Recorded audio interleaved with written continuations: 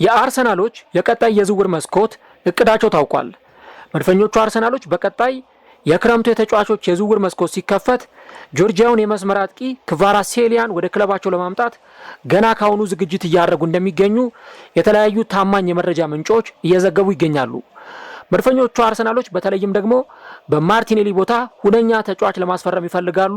ይህንንም ተጫዋች እስከ 120 ሚሊዮን ፓውንድ ድረስ ኢንቨስት በማድረግ ወደ ክለባቸው ለማምጣት እየሰሩ የሚገኙት በዚህ ምክንያት ነው። ታዲያ ይህ የፒኤስጂ ተጫዋች ወደ አርሰናል የሚመጣ ከሆነ በቀጣይ የማርቲኔሊ እጣ ፈንታ ምን ሊሆን ይችላል? አርሰናሎችስ ማንቸስተር ዩናይትድን ጨምሮ ሌሎች ተፎካካሪዎቻቸውን አሸንፈው ይህንን ተጫዋች ወደ ክለባቸው እንዲመጣ ማድረግ ከቻሉ ይህንን ተጫዋች በማስፈረማቸው በክለባቸው ውስጥ ምን አይነት ጠቀሜታን ሊያገኙ ይችላሉ?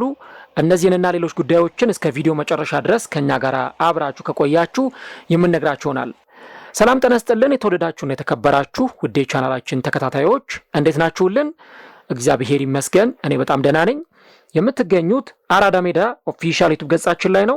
ለቻናሉ አዲስ ከሆናችሁና እንደዚህ አይነት ዘገባዎች ቶሎ ቶሎ እንዲደርሷችሁ የዩቲዩብ ቻናላችንን ሰብስክራይብ በማድረግና የደወል ምልክቷን በመጫን የቻናላችን ቤተሰቦች እንድትሆኑ የአክብሮት ግብዣችን ነው። ከቀናት በፊት አስቀድሜ እንደነገርኳችሁ ሁለተኛና አዲስ የዩቲዩብ ቻናል ከፍቻለሁ። በዚህ የዩቲዩብ ቻናል ላይ እግር ኳስን ጨምሮ ዓለም አቀፍ ዘገባዎችና ዶክመንተሪዎችን ወደ እናንተ ማድረስ ይሆናል። ስለዚህ እዚህ ታግ ላይ የተቀመጠውን ቢሃይንድ ዘ ቬል ወይም ከመጋረጃው በስተጀርባ የተሰኘውን አዲሱን የዩቲዩብ ቻናሌን ሰብስክራይብ እያደረጋችሁ አጋርነታችሁን እንድታሳዩኝ ስል በአክብሮት ጠይቃለሁ። የአራዳ ሜዳ ኮሜንታተር ተስፋወርቅ ሉልሰገድ አብሬያችሁ ቆይታ አድርጋለሁ። በዚህኛው ፕሮግራማችን ላይ ከእናንተ ከአድማጮቻችን ጋር ፈጣሪ ፈቅዶ ተገናኝተናል። በዚህኛው ፕሮግራማችን ላይ ደግሞ የምንመለከተው የአርሰናልና የክቫራን ጉዳይ ይሆናል ማለት ነው። እንግዲህ ብዙ የእግር ኳስ ቤተሰቦች በተለይ አሁን ላይ በመስመር አጥቂዎች በኩል ጥሩ ኳሊቲ ያላቸው ብለው ከሚያስቧቸው ተጫዋቾች መካከል አንዱ ይህ ኪቭቻ ክቫራትስኬሊያ የተሰኘው የፒኤስጂው የመስመር ተጫዋች ነው ማለት ነው። ተጫዋቹ እንደምታውቁት በናፖሊ በጣም ጥሩ ጊዜን ሲያሳልፍ ነበር። ከዛ ደግሞ ሀገሩ በአውሮፓ ዋንጫ በተሳተፈችበት ጊዜ በዛ ውድድር ላይም ደግሞ ጥሩ ፐርፎርማንሱን ማሳየት ችሏል። አሁን ደግሞ በፒኤስጂ ውስጥ ቆይታን እያደረገ የሚገኝ ተጫዋች ነው። ናፖሊዎች ይህንን ተጫዋች ሲለቁትም በጣም አስገራሚ ነበር። ምክንያቱም ይህን የመሰለ ተጫዋች እንዴት ሊለቁት ቻሉ የሚለውን ነገር በተመለከተ ማለት ነው። ነገር ግን በናፖሊ ቤትም በጣም ከምርጥ ብቃታቸው ጋር ከሚታወቁ ተጫዋቾች መካከል አንዱ ይህ ተጫዋች መሆኑን አለማንሳት አይቻልም። እንግዲህ አሁን ታዲያ ይህንን ተጫዋች ለማስፈረም በርካታ ክለቦች እንቅስቃሴዎችን እያደረጉ እንደሚገኙና በተለይም ደግሞ ትላልቅ ምንላቸው የአውሮፓ ክለቦች ሳይቀሩ ይህንን ተጫዋች ለማስፈረም ከፍተኛ ፍላጎት እንዳላቸው በርካታ የመረጃ ምንጮች እየዘገቡ ይገኛሉ። ኢቭን ማንቸስተር ዩናይትድ ይህንን ተጫዋች ወደ ክለቡ ለማምጣትና የክለቡን ስኳድ ለማጠናከር እጅግ በጣም ከፍተኛ ፍላጎት አለው። ከዚህ በተጨማሪ ግን መድፈኞቹ አርሰናሎች ደግሞ ይህንን ተጫዋች ወደ ክለባቸው እንዲመጣ ለማድረግ እጅግ በጣም ከፍተኛ ፍላጎት አላቸው። እንግዲህ አርሰናል በተለይም ደግሞ በዚህ ቦታ ላይ ያሉት አማራጮች እነማን ናቸው? ያሉት አማራጮችስ በቂ አይደሉም ወይ የሚል ነገር ካነሳን ኖኒ ማዱዌኬ ልንጠቅስ እንችላለን። ማዱዌኬ ቨርሳታይል ነው፣ በግራም በቀኝም በኩል መጫወት ይችላል። ሞር ግን እርሱ በቡካዮ ሳካ ቦታ ሲጫወት ነው በጣም ምቾት ተሰምቶት የሚጫወተው። የግራው መስመር ላይ ማርቲኔሊ አለ። ከዚህ በፊት ደጋግሜ እንደነገርኳችሁ የማርቲኔሊ እድገት በሚፈለገው ልክ አይደለም። በ2019 አርሰናልን ሲቀላቀል የነበረው ማርቲኔሊ እና አሁን ከ6 እና ከ7 ዓመት በኋላ ማርቲኔሊ የደረሰበትን ስቴጅ ስታዩት የሚገናኝ ቦታ አይደለም። በጣም ይሄ ፍጥነቱ እድገቱ በጣም ፈጣን የሚባል አይደለም ማርቲኔሊ እና እንደውም ጭራሽ ከነበረበት ዲክላይን ያደረገባቸው ወቅቶችም እንደነበሩ ይታወሳል። እና በባለፈው በነበረኝ ፕሮግራም ላይ እንደነገርኳችሁ ማርቲኔሊ ምናልባት በቀጣይ በአርሰናል ክለቡን ለቀው ሊወጡ ይችላሉ ተብለው ከተጠቀሱ ተጫዋቾች መካከል አንዱ ስለመሆኑ የተለያዩ መረጃዎችን ስንመለከት ነበር። አርሰናል ይህንን ተጫዋች ደፍሮ አይለቀውም ብለን እርግጠኛ መሆን አንችልም። ምክንያቱም ሌሎች ተጫዋቾችንም ከዚህ በፊት ሲለቅ ስለተመለከትን ማለት ነው። ትሮሳርድ ነው፣ እድሜው ከ30 አልፏል። ስለዚህ በአርሰናል ይህንን ሲዝን ከጨረሰ በኋላ ይቆያል ተብሎ አይጠበቅም እና በዚህ ቦታ ላይ ሁነኛ ተጫዋች አርሰናል ማስፈረም ይፈልጋል እና አሁን አርሰናሎች እንግዲህ በመጪው ክረምት በተለይ ደግሞ ስኳዳቸውን ማጠናከር ይፈልጋሉ። የአማካይ መስመር ተጫዋች ማምጣት ይፈልጋሉ። ከሳንድሮ ቶናሊ ጋር ስማቸው ተያይዞ እየተነሳ ይገኛል። የአማካይ መስመራቸውን በጣም ጠጣር ሶሊድ ማድረግ ይፈልጋሉ። የመስመር ተጫዋችም የማምጣት ሀሳብ አላቸው። ከነ ኒኮ ዊሊያምስ ጋር በድጋሚ አርሰናል ስሙ ተያይዞ እየተነሳ ነው። ነገር ግን አሁን የክቫራ ስም ነው በደንብ ከአርሰናል ጋር ስሙ ተያይዞ እየተነሳ የሚገኘው ማለት ነው። በተለይ ደግሞ ማርቲኔሊና ሊያንድሮ ትሮሳርድ በተለይ ከሁለት አንዳቸው ክለቡን ለቀው መውጣታቸው ስለማይቀር እንግዲህ የተጫዋቹ ማርኬት ቫልዩ 97.8 ሚሊዮን ዩሮ ወይም ደግሞ 108 ሚሊዮን ዩሮ አካባቢ ድረስ ይሆናል ተብሎ ይጠበቃል። ምናልባት ከ97 ሚሊዮን ዩሮ እስከ 119 ሚሊዮን ዩሮ አርሰናል ይህንን ተጫዋች ለማስፈረም ሊጠየቅበት ይችላል ተብሎ ይጠበቃል። በዚህ ሲዝን እንግዲህ እንደምታስታውሱት ባለፈው ቼልሲ ላይ ያስቆጠራቸውን 2 የቻምፒየንስ ሊግ ጎሎች ጨምሮ በርካታ ጎሎችን ያስቆጠረ ተጫዋች ነው እና ቢያንስ በውድድር ዓመቱ ከ11 እና ከ12 በላይ ጎሎችን ማስቆጠር የቻለ ተጫዋች መሆኑን እየተመለከትን ነው እና ፔዦች በእርግጥ ይህንን ተጫዋች በቀላሉ ይለቁታል ተብሎ አይጠበቅም። ነገር ግን ደግሞ አርሰናሎች በጣም ሂዩጅ የሆነ ፖቴንሻል ያለው ተጫዋች እንደሆነ ያውቃሉ እና ይህንን ተጫዋች ወደዚህ ክለብ ለማምጣት ከፍተኛ ስራዎችን እየሰሩ እንደሚገኙ የሚወጡት መረጃዎች ያሳያሉ።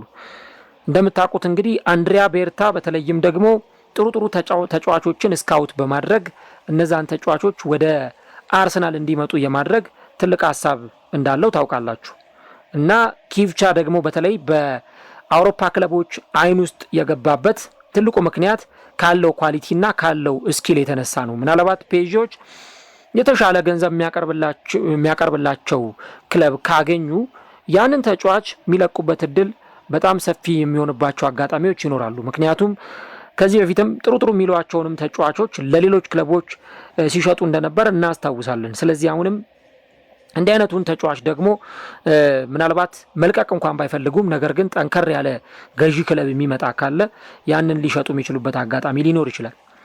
ተጫዋቹ ወደ አርሰናል ቢመጣ በጣም ብዙ የሚጨምራቸውና ምናልባት የአርሰናልን የመስመር ማጥቃት በጣም በተሻሻለ ሁኔታ ማሻሻል የሚችል ተጫዋች ነው። ለምሳሌ የድሪብልና የአጂሊቲ ብቃቱ እጅግ በጣም የሚገርም ነው። ቤስት ድሪብለር የምትሉት ተጫዋች ነው። ኳሶችን ድሪብል የሚያደርግበት መንገድ እጅግ በጣም የሚያስገርም ነው። ኳስ ኮንትሮል የሚያደርግበት ሁኔታ፣ የሚሰራቸው ፌንታዎች፣ ፔሶችን የሚያጠቃበት ሁኔታ እና ደግሞ በጣም ሰፊ የሆኑ መስመሮችን የሚያጠቃ ተጫዋች ነው።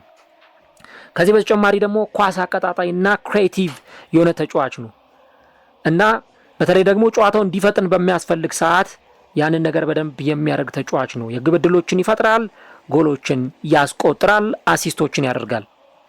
ባለፈው የቼልሲ ጨዋታ ላይ እንዳያችሁት ተቀይሮ ገባ፣ አሲስት ማድረግ ነበረበት፣ አሲስት አደረገ።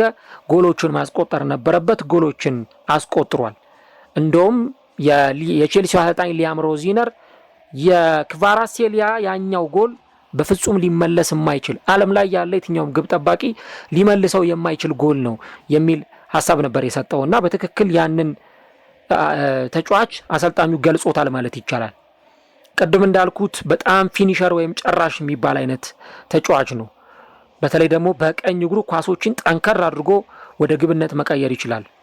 የዲፌንሲቭ ኢንቴንሲቲው ወደ ኋላ እየተመለሰ ተጫዋቾችን ያግዛል። ልክ እንደ ማርቲኔሊ ሁሉ ከፍተኛ ወርክ ሬት ወይም ደግሞ ታታሪነት ያለው ተጫዋች ነው። ከዚህ በተጨማሪ ደግሞ ቨርሳታይል ነው። ወደ መስመር ወጥቶ መጫወት ይችላል። ሲያስፈልግ ደግሞ እንደ አጥቂ አማካይም ልታጫውቱት ትችላላችሁ። የአየር ላይ ዱዌሎችን፣ የመሬት ላይ ዱዌሎችን በደንብ የሚያሸንፍ ተጫዋች ነው እና ክቫራሴሊያ በተለይም ደግሞ በፔዤ ቤት በሚያሳየው ፐርፎርማንስ ኢቭን ለሀገሩ ብሔራዊ ቡድን በሚጫወትበት ጊዜ በሚያሳየው ፐርፎርማንስ አሁን የጠቀስኳቸውን ነገሮች በደንብ መመልከት ይቻላል ማለት ነው። ምክንያቱም ተጫዋቹ እንዲህ አይነት በጣም የተለዩ ፐርፎርማንሶች ሜዳ ላይ ስለሚያሳይ ነው እና ለምሳሌ በጣሊያን ሴሬ በሚጫወትበት ጊዜ በተለያዩ ጨዋታዎች ላይ ያንን ተጽዕኖ ፈጣሪነቱን ያንን ደግሞ የሜዳ ላይ ብቃቱን በደንብ ሲያስመለክት ነበር እና በጣሊያን ሴሬ ክለቡ ውጤታማ እንዲሆን ካደረጉ ተጫዋቾች መካከል አንዱ የዚህ ተጫዋች ስም በተደጋጋሚ ጊዜ የሚነሳው ለዚህ ነው። በናፖሊ በሚጫወትበት ጊዜ ያን ነገር በደንብ አሳይቷል። በ2022-23 የውድድር ዘመን በጣሊያን ሴሬ በተለይም ደግሞ በጣም ጥሩ ፐርፎርማንስ ካሳዩ ተጫዋቾች መካከል አንደኛው ተጫዋች የጆርጂያዊ የመስመር አጥቂ ነበር እና ጎሎችን በማስቆጠር አሲስቶችን በማድረግ ድሪብል በማድረግ ረገድ በጣም ውጤታማ ተጫዋች ነው። የማይረግጠው የሜዳ ክፍል የለም።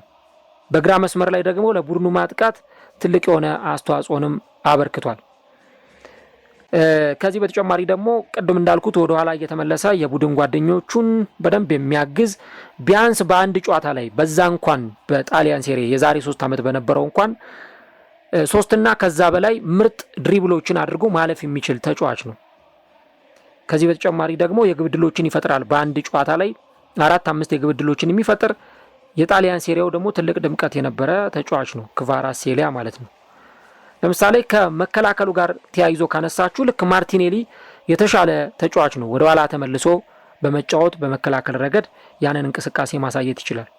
ይህንኛውም ተጫዋች ደግሞ ልክ እንደ ማርቲኔሊ አይነት ታይፕ ያለው ተጫዋች ነው። በተለይ ናፖሊ በወቅቱ 4-4-1 ወይም 4-5-1 አሰላለፍን ይዞ ሜዳ ላይ በሚገባበት ጊዜ ይህ ተጫዋች በመከላከሉ ረገድ በጣም ቡድኑን የሚያግዝ ተጫዋች ነበር ማለት ነው። ስለዚህ እንደውም የዛኔ በናፖሊ ያን ብቃቱን ሲያሳይ አዲሱ ኮከብ አዲሱ ሱፐርስታር ነው አሁን ብቅ ማለት የጀመረው የሚሉ ሀሳቦች ይህንን ተጫዋች በተመለከተ ይሰጡ ነበር እና ክቫራትስኬሊያን ለማስፈረም የትኛውም ክለብ ባይፈልግ የሚያስገርም ነገር ላይሆን ይችላል። ቅድም እንዳልኩት ደግሞ የማርቲኔሊ ያኛው እድገቱ ይሆናል ተብሎ የሚጠበቅበት እድገት በሚፈለገው መንገድ እየሄደ አይደለም።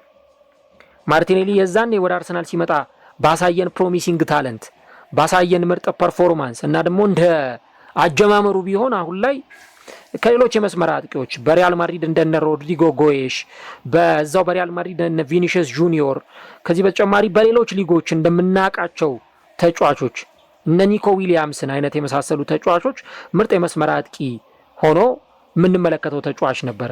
አሁንም ቢሆን ምርጥነት ያለው ተጫዋች ነው፣ ግን በጣም የሚጎሉት ብዙ ነገሮች አሉ። አርሰናል ደግሞ እንደዚህ ለ3 እና ለ4 ዋንጫዎች በሚፎካከርበት በሁሉም ውድድሮች ላይ ተመሳሳይ ትኩረት በሚፈልግበት ውድድር ላይ የማርቲኔሊን ብቃት ይፈልጋል። አምና አንድ ፕሮግራም ሰርቼላችሁ ነበረ። ምናልባት ታግ ላይ ያስቀምጥላችኋለሁ። በቀኝ በኩል ወይ ደግሞ የአይ ምልክት አለች፣ እዛች ላይ ታግ አደርግላችኋለሁ። የአርሰናል ማጥቃት ለምንድን ነው የቀኙ መስመር ላይ ብቻ ጥገኛ የሆነው፣ የቡካዮ ሳካ ቦታ ላይ ብቻ ጥገኛ የሆነው፣ የግራው መስመር ለምን የተረሳ ነው የሚል አንድ ፕሮግራም ሰርቼላችሁ ነበረ። የምታስታውሱ ታስታውሳላችሁና የአርሰናል ማጥቃት ብዙ ጊዜ ወደ ቀኙ ያዘነበለው ማርቲኔሊ በዛ ልክ ያንን ፐርፎርማንስ ማሳየት ስላልቻለ ነው። አንዳንድ ጨዋታዎች ላይ በጣም ሚራክል የሆኑ ፐርፎርማንሶችን ሲያሳይ እንመለከተዋለን። ለምሳሌ የቻምፒየንስ ሊጉ ጨዋታ ላይ የስላቪያ ፕራሃው ጨዋታ ላይ የአትሌቲክ ቢልባው ጨዋታ ላይ ወይ የባየር ሚኒኩ ጨዋታ ላይ እንዳሳየን አይነት ፐርፎርማንስ ሲያሳይ እናየዋለን። ግን ደግሞ ፕሪሚየር ሊግ ላይ ይሄ ከሳምንት ምርጥ ዊንገር ሆኖ ጎሎችን የሚያስቆጥር ለአርሰናል የሚፈለጉትን አሲስቶች ዴሊቨር የሚያደርግ ተጫዋች ነው ወይ? በጣም ትልቅ ጥያቄ የሚያስነሳ ጉዳይ ሊሆን ይችላል እና አሁን አርሰናል በሰፊው ወደ ገበያ ወጥቶ እንዲህ አይነት ጠቃቀን ነገሮችን ነው ሊደፍን የሚችለው። በዚህ ዓመት አርቴታ ማርቲኔሊን አይሸጠውም ብለን እርግጠኛ ሆነን መናገር አንችልም። ቅድም እንዳልኩት ሲያመጡት በ7 ወይ በ9 ሚሊዮን ፓውንድ አካባቢ ነው፣ ግን ሲሸጥ ከ60 ሚሊዮን ፓውንድ በታች በላይ አይሸጥም። ለአርሰናል ደግሞ ትርፋማ ዝውውር ነው የሚሆነው። ፕላስ ማርቲኔሊን የሚፈልጉ ክለቦች በጣም ብዙ ናቸው። ባለፈው ክረምት እንኳን ከባየር ሚዩኒክ ጋር ስሙ ተያይዞ ሲነሳ ነበረ።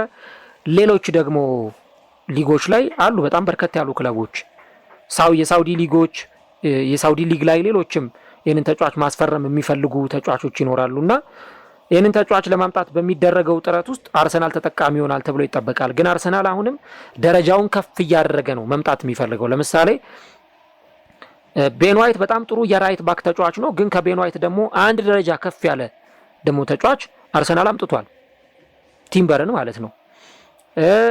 ካላፊዮሪ በጣም ጥሩ ሌፍት ባክ ነው፣ ግን ከካላፊዮሪም በላይ ጥሩ ፐርፎርማንስ የሚያሳይ ደግሞ ሌላም ተጫዋች አምጥቷል፣ ፔሮ ሂንካፔ። ልክ እንዲህ አይነት ተጫዋቾችን ነው በደረጃ በጣም የሚበልጡ የላቁ ተጫዋቾችን አርሰናል ለማምጣት ከፍተኛ ጥረት የሚያደርገውና ምናልባት የአርሰናል ደጋፊዎች ቢጠየቁ በጣም የሚጓጉለትና ምራቅ የሚያስውጥ ዝውውር ሊሆን ይችላል። ቅድም እንዳልኩ ዝውውሩ ቀላል አይሆንም። አርሰናል እስከ 120 ሚሊዮን ፓውንድ ድረስ መክፈል ይጠበቅበታል። እነዛ ነገሮች ታስቡ ትንሽ አስቸጋሪ ሊሆን ይችላል። ግን ደግሞ ካለው ፖቴንሻል አንጻር አርሰናል ገፍቶ ከሄደ ይህንን ተጫዋች ማስፈረም የሚችልባቸው አማራጮች ሊኖሩ ይችላሉ። ምክንያቱም አንድሪያ ቤርታ በጣም ተደራዳሪ ነው፣ ጥሩ ስፖርቲንግ ዳይሬክተር ነው። ከአርቴታ ጋር በጥሩ ቪዥን እየሰሩ ይገኛሉ። ከዛ ደግሞ አርሰናል እንደውም አንድ መልማይ ራሱ አምጥቷል። በዚህ ዓመት ጣሊያን ላይ ያሉ በጣሊያን ሴሬ በመስራት የሚታወቅ መልማይ ነው።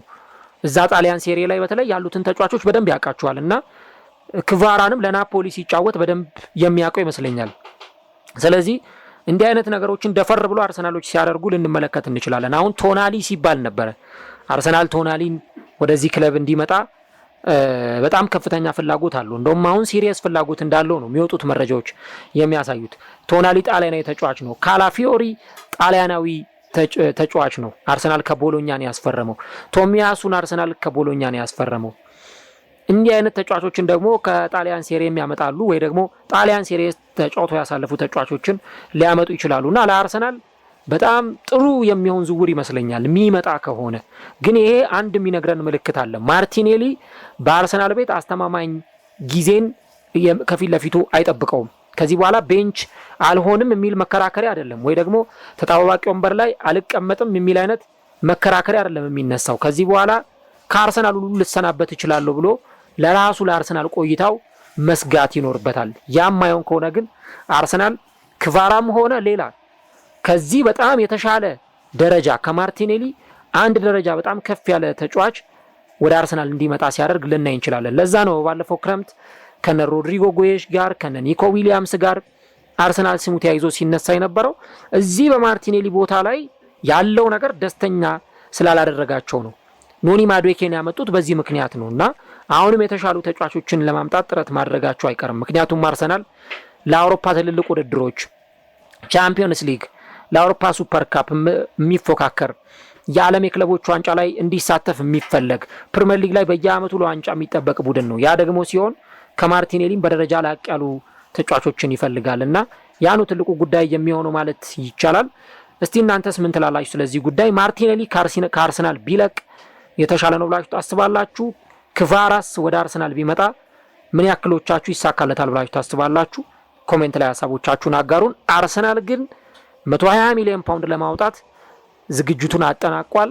ከማንቸስተር ዩናይትድም ጋር ከፍተኛ ፉክክር እንደሚጠብቀው በርካቶች የተናገሩ ይገኛሉ።